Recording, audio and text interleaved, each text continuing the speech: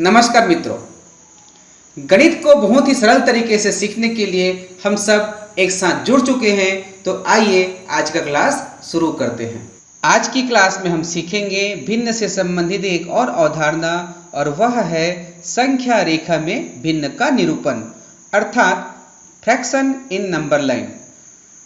आप संख्या रेखा को तो अवश्य ही पहचानते हैं। इसमें हम भिन्न संख्या को निरूपित करना सीखेंगे। बच्चों, ये जो प्रश्न है ये आपके पुस्तक में एनसीईआरटी क्लास 6 के पुस्तक में प्रश्नावली 7.4 के प्रश्न है। इसमें जो प्रश्न हम शामिल किए हैं आज के क्लास में वो आपके पुस्तक से नहीं है, क्योंकि पुस्तक में जो प्रश्न है वो आपके हल करने के लिए है। इसमें प्रश्न को बदल दिए हैं ताकि आप प्रश्न को हल करने के तरीका को समझो और इस तरीके के आधार पे अपने पुस्तक के प्रश्न को आप हल कर सकते हैं। तो चलिए क्लास शुरू करते हैं। हमने संख्या रेखा का सबसे पहले प्रयोग पूर्ण संख्याओं के लिए सीखा था। आप हमारे वीडियो को देख सकते हैं, जिसमें यदि हमको 9 को प्रदर्शित करना हो तो सबसे पहले हम क्या करते हैं, हम सबसे पहले जाएंगे शून्य पर और शून्य से देखेंगे 9 किस ओर है। 9 इस तरफ है। हम जो है धीरे धीरे 9 की ओर एक रेखा खींचेंगे और यह रेखा जो है 9 पर मिलेगा और यह जो बिंदु है वो 9 को प्रदर्शित करता है। हमने इसको सीखा था। इसके बाद हमने यह भी जाना था कि जब पूर्ण संख्याओं में ऋणात्मक संख्याओं को शामिल कर दिया जाता है, जैसे ऋण 1, ऋण 2, ऋण 3, ऋण 4, 5 और ये इस प्रकार से आगे बढ़ते जाता है, तो इस संख्या के समूह को पूर्णांक संख्या कहते हैं, जिसे इंटीजर नंबर कहा जाता है। दोस्तों, ये सब हम आपको इसलिए बता रहे हैं क्योंकि हमारा कॉन्सेप्ट है रटना नहीं है, समझना है। और यह तभी संभव है जब हम पहले से जो गणित जानते हैं उसके आधार पर नए नए गणित सीखे। तो हमने पूर्ण संख्या और पूर्णांक संख्या को निरूपित करना सीखा, जिसमें यदि हमको ऋण 5 को प्रदर्शित करना हो तो हम ऋण के लिए इस ओर जाते हैं। तो यहाँ पर शून्य से हम शुरू करेंगे और इस ओर आगे बढ़ेंगे और जो जाके मिलेगा ऋण 5 पे, तो यह ऋण 5 दिखाता है। हमने पूर्ण संख्या को संख्या रेखा में दर्शाना सीखा, पूर्णांक संख्या को सीखा, लेकिन अगर संख्या रेखा में इस भिन्न को दर्शाने के लिए कहा जाए तो हम कैसे करेंगे।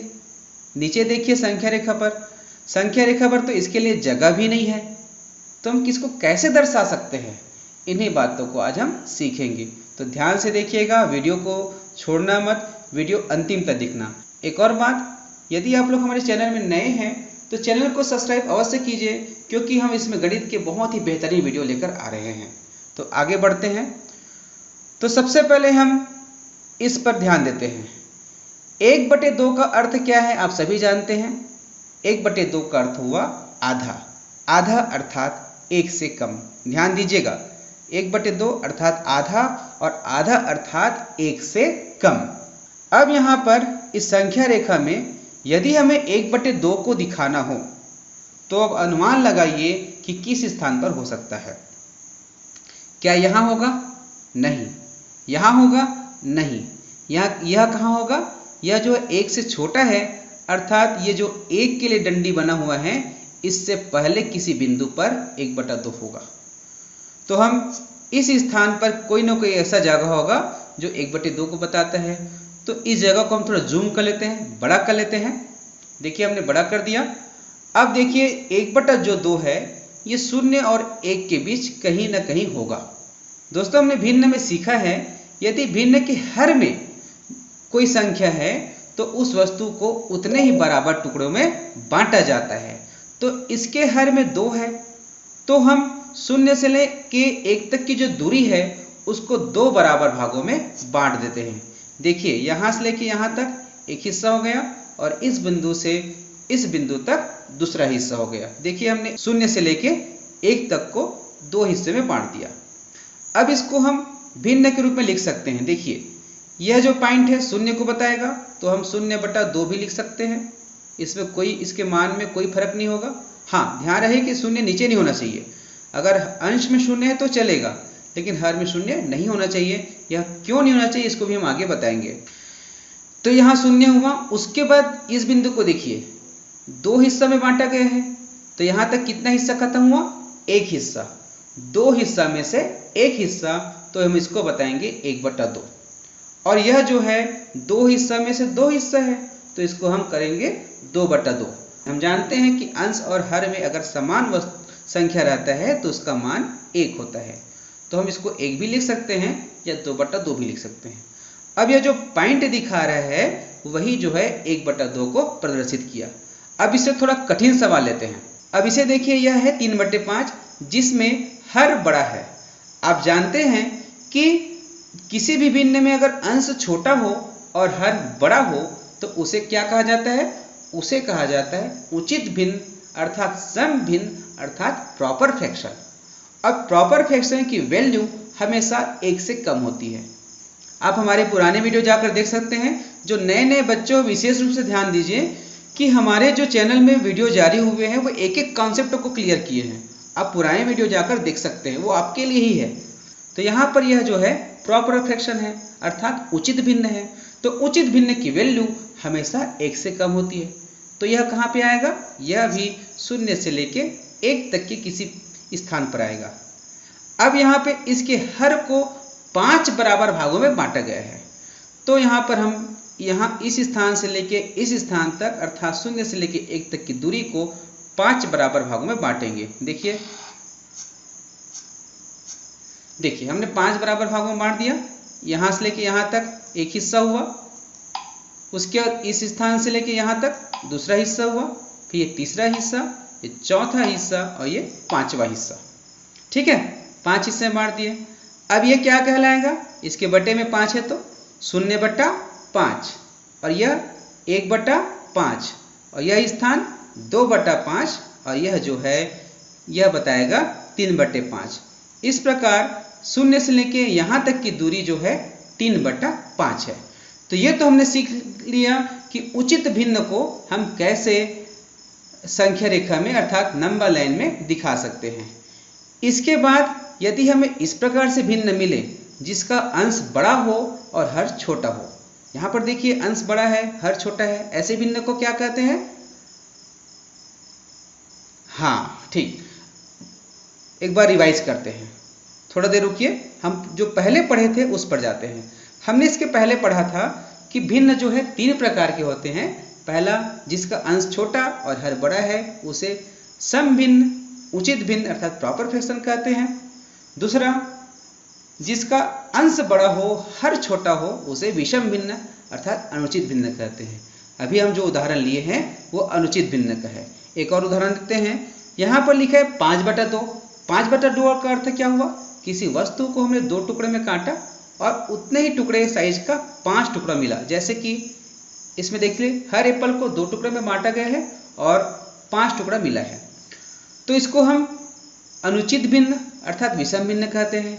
आपने एक और चीज सीखा था, जो अनुचित भिन्न होता है उसे हम मिश्र भिन्न में भी बदलते हैं, क्योंकि अगर 2 सेवफल के टुकड़े को एक में मिला दिया जाए तो एक सेवफल बनेगा और यहाँ भी एक सेवफल बनेगा। इस प्रकार 2 सेवफल और आधा हमने पहले इसको क्लियर कर दिए हैं।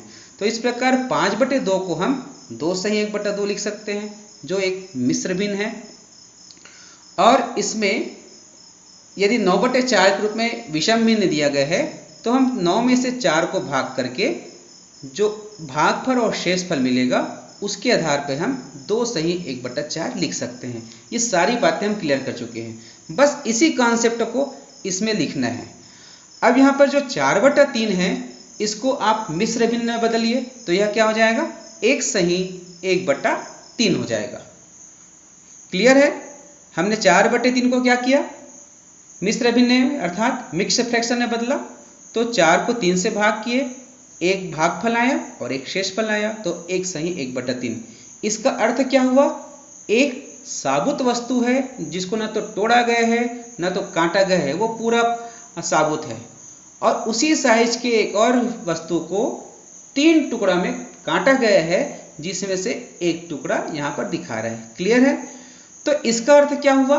यह जो भिन्न है वो 1 से बड़ा है, क्योंकि ऑलरेडी इसके पास 1 है। तो इसका सीधा सीधा अर्थ है यह जो भिन्न है किस स्थान पर मिलेगा? यहाँ पर मिलेगा क्या? नहीं, यहाँ पर जो भी संख्या मिलेगा वो 1 से छोटा होगा और ये जो है 1 से बड़ा है। तो 1 से बड़ा है और 2 से छोटा है, क्योंकि यहाँ पर 2 नहीं लिखा है। तो यह जो भिन्न है वो इस स्थान पर मिलेगा। अब इस स्थान पर कौन सा जगह है जो 1/3 को दर्शाता है, इसको आप देखिए। यह जो है 1 को बता रहा है और यह जो है 2 को। यहाँ से लेके यहाँ तक एक वस्तु हो गया और यहाँ से लेके यहाँ तक दूसरा वस्तु हुआ। तो दूसरे वस्तु को हमको 3 बराबर भागों में बांटना है। बांट दिया हमने 3 बराबर भागों में। देखिए यहाँ पर 3 बराबर भागों में हमने बांट दिया, 1 2 3। अब यह हिस्सा क्या कहलाएगा?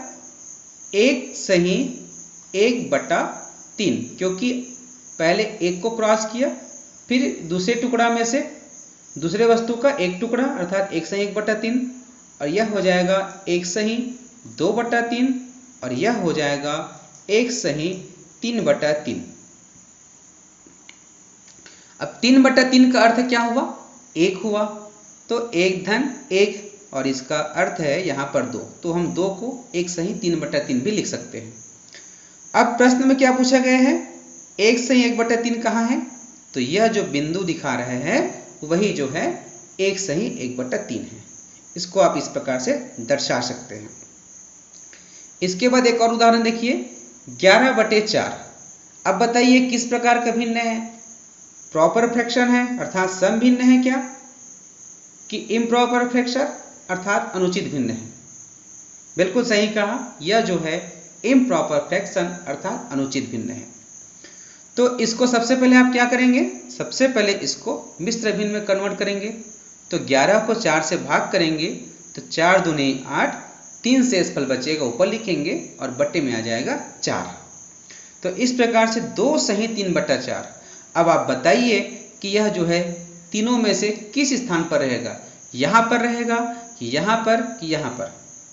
बिल्कुल सही, आप देखकर पहचान लिए कि यह जो भिन्न है 2 से बड़ा है और 3 से छोटा है, तो यह जो है इसके बीच में आएगा। ठीक है, अब इसके बीच में कहाँ पर आएगा? तो तीसरा जो वस्तु है, यहाँ तक तो 2 वस्तु हो गए, इसको हमको 4 भागों में बांटना होगा। देखिए 4 भागों में बांट दिए। अब जो यह क्या कहलाएगा? 2/1/4, यह कहलाएगा 2/2/4 और यह कहलाएगा 2/3/4। इस प्रकार से यह जो है हमारे प्रश्न में जो पूछा गया उसका आंसर है। लेकिन प्रश्न में 11/4 पूछा गया है, तो आप इसको बदल करके 11/4 लिख सकते हैं। तो देखा दोस्तों, हमने कितने आसानी के साथ संख्या रेखा में भिन्न को प्रदर्शित कर दिया, चाहे वह उचित भिन्न हो, चाहे अनुचित भिन्न हो, अर्थात प्रॉपर फ्रैक्शन हो या इम्प्रॉपर फ्रैक्शन हो या मिक्स फ्रैक्शन हो, कोई भी फ्रैक्शन हो, हमने उसको संख्या रेखा में प्रदर्शित करना सीख गया। अब आपके पुस्तक में प्रश्नावली 7.4 में इसी से संबंधित कुछ प्रश्न हैं, उसको आप हल कीजिए। इसके बाद हम लाएंगे भिन्न को हम कैसे जोड़ें और कैसे घटाएं, इसका वीडियो हम लेकर आने वाले हैं। तब तक आप इस प्रश्नों को अभ्यास कर लीजिए। एक और बात, आप हमसे जुड़ सकते हैं, इसके लिए हमारे चैनल को सब्सक्राइब कीजिए और आप हमसे व्हाट्सएप से भी जुड़ सकते हैं। जैसे हमारे उत्तर प्रदेश, राजस्थान और मध्य प्रदेश के छात्रगण जुड़े हुए हैं, वैसे आप भी व्हाट्सएप से जुड़ सकते हैं। धन्यवाद।